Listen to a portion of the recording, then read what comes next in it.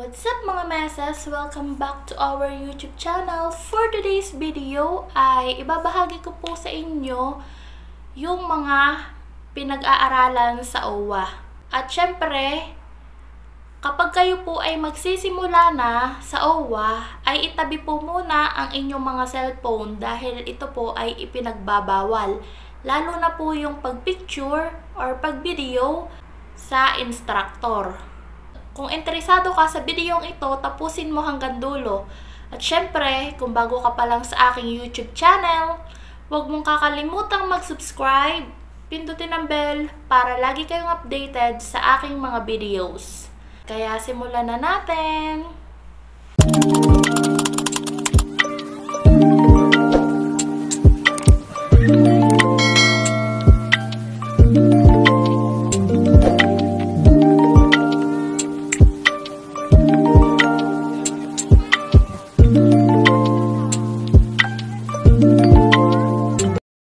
What is OWA?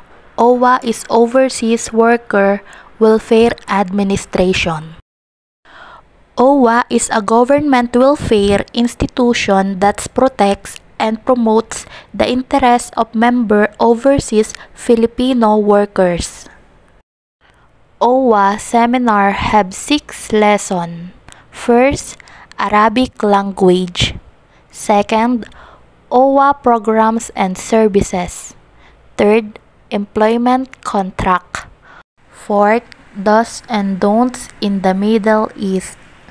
Fifth, Arab culture familiarization. Sixth, stress management. Sifr, Wahid, Itnain, Talata, Arbaa, Kamusa. Sita, Sab'a, Tamaneya, Tis'a, Ashara. Basic greetings in Arabic. Assalamu alaikum. Sa English, peace be upon you. Sa Tagalog, sumainyo nawa ang kapayapaan. Wa alaikum salam. Sa English, peace be upon you. Sa Tagalog, sumainyo na rin ang kapayapaan. Marhaba, hello, hi. Ahlan, hi, hello. Sabah al-khair. Sa English, good morning. Sa Tagalog, magandang umaga. Sabah al-nur. Sa English, good morning to. Sa Tagalog, magandang umaga din. Masa al-khair. Sa English, good afternoon. Sa Tagalog, magandang tanghali. Masa al-nur. Sa English, good afternoon to. Sa Tagalog, magandang tanghali din. Kaifal hal. Sa English, how are you? Sa Tagalog, kamusta ka? Alhamdulillah. Sa English, praise to be God. Sa Tagalog, ang pagpupuri ay sa Diyos. Syukran. Sa English, thank you. Sa Tagalog, salamat. Afwan. Sa English, welcome. Sa Tagalog, walang anuman. Basic conversation in Arabic. Ma ismuk. Sa English, what is your name? Sa Tagalog, anong pangalan mo? At kung sasagutin mo ito sa Arabic, ang sasabihin mo ay Ana ismi, pangalan mo. Kam umruk. Sa English, how old are you? Sa Tagalog, ilang taon ka na? At kung sasagutin mo ito sa Arabic, ang isasagot mo ay Ana umri, edad mo, at dudugsungan mo sa huli ng sana. Inta fi zawj. Kung ang tatanungin mo ay lalaki, kung siya ay may asawa na.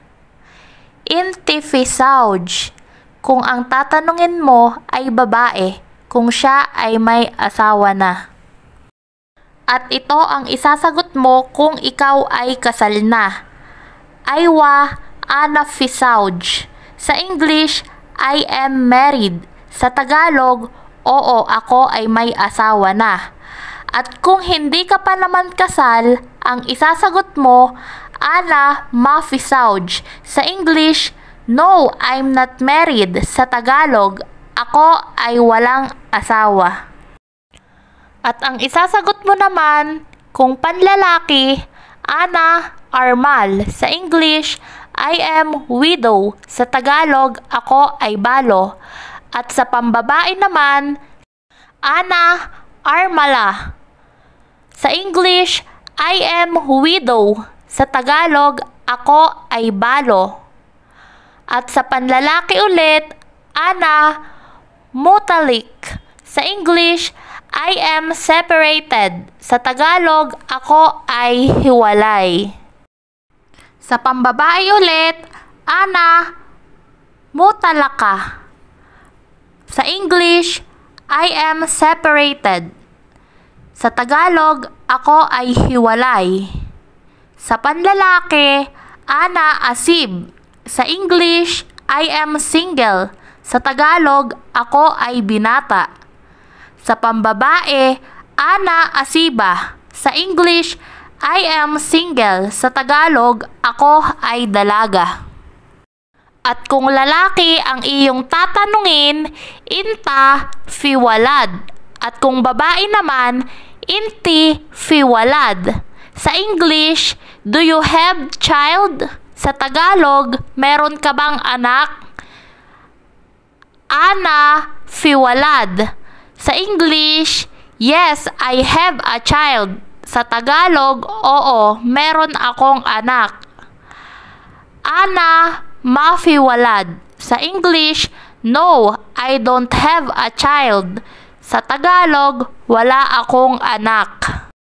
At ayan po ang basic Arabic na ituturo sa inyo sa OWA seminar. At marami pa pong ituturo sa inyo ang inyong instructor. Makinig po kayo ng maayos dahil mahalaga po ito na matutunan ninyo. Maraming salamat po sa inyong panonood. Don't forget to subscribe, pindutin ang bell para lagi po kayong updated sa mga bago kong videos. Bye! Thank you for watching. Please huwag kalimutan mag-subscribe at i-click ang bell para lagi kayong updated sa mga bago kong video. Thank you and God bless you.